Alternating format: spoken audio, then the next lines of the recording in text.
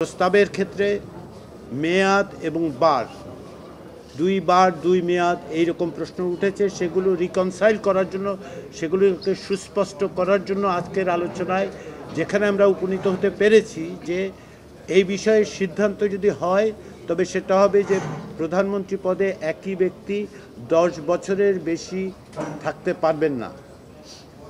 এই রকম একটা জায়গায় আসার পরে আমরা কিন্তু এখনও ঐকমত্যে পৌঁছনি। আপনারা এইভাবে লক্ষ্য করুন যে এই আলোচনার পরিপ্রেক্ষিতে 3টি দলের পক্ষ থেকে বলা হয়েছে যে বিষয়টি নিয়ে তারা পুনর্বিবেচনা করবেন, তারা এই জায়গাটাতে কিছুটা ভিন্ন মত পোষণ করেন এবং তারা তাদের নীতি নির্ধারকদের সাথে গিয়ে আলাপ আলোচনার মাধ্যমে ফেরত আসবেন। কিন্তু পাশাপাশি তারা এটাও বলেছেন যে যেহেতু এর সঙ্গে তারা মনে করেন এর সঙ্গে অন্যান্য বিষয়ও যুক্ত, যেমন এনসিসি গঠনের প্রশ্ন যুক্ত, উচ্চকক্ষ কিভাবে তৈরি হবে সেই প্রশ্ন যুক্ত, এই সমস্ত বিবেচনার কারণে তারা বলছেন যে প্রধানমন্ত্রীর মেয়াদের প্রশ্নটি ওই আলোচনাগুলি সংশ্লিষ্ট বিষয়গুলোর সাথে আলোচনার সময় তারা আবার এটা উপস্থাপন করবেন।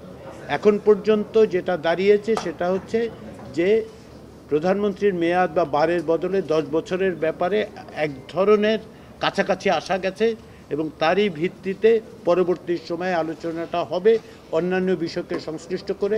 আমরা আশা করছি এই জায়গায় এক সময় আমরা একমতে আসতে পারবো। এক ব্যক্তি, বিএনপি, এলডিপির একটি অংশ এবং এনডিএম, এই 3টি রাজনৈতিক দলের ক্ষেত্রে বলা হয়েছে তারা ভিন্ন ভিন্ন কারণে তাদের মতভিন্নতা আছে, সকলে একত্রে নয়, এটা মনে রাখবেন যে তার 3টি দলের অবস্থান 3 রকম এই বিষয়ে।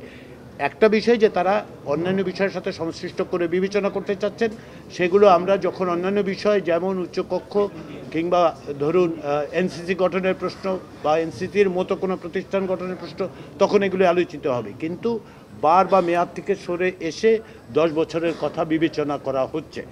দ্বিতীয় যে বিষয় নিয়ে আলোচনা হয়েছে সেটা হচ্ছে সংবিধানের এবং রাষ্ট্রের মূলনীতি।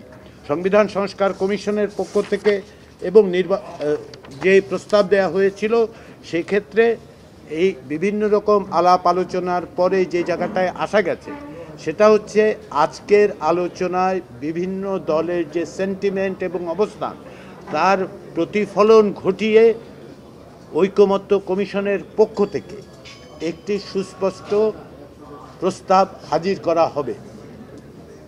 যে আলোচনাগুলো হয়েছে তার রিফ্লেকশন, তার প্রতিফলন ঘটিয়েই একটা নতুন প্রস্তাব আনা হবে, যাতে করে এই যে সাম্য, মানবিক মর্যাদা, সামাজিক সুবিচার ও গণতন্ত্র সংবিধানে যুক্ত করা, উল্লেখ করা কিংবা অন্যভাবে সংযুক্ত করার প্রশ্নটা তখন বিবেচিত হবে। এইটা ঐকমত্য কমিশনের পক্ষ থেকে একটা সুনির্দিষ্ট প্রস্তাব আনা হবে যা লিখিতভাবে, যেটা আসলে আজকের আলোচনাকে রিফ্লেক্ট করে, সেইভাবেই আলোচনা অগ্রসর হয়েছে।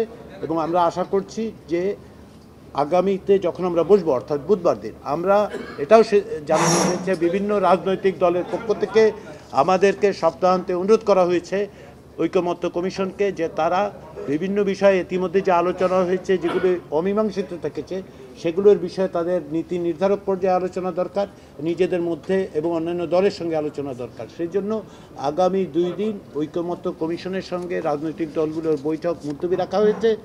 বুধবার দিন আমরা সকাল 10:30টায় মিলিত হব এবং তারই মধ্য দিয়ে আমরা অমীমাংসিত বিষয়গুলো মীমাংসার পথে অগ্রসর হতে চেষ্টা করব।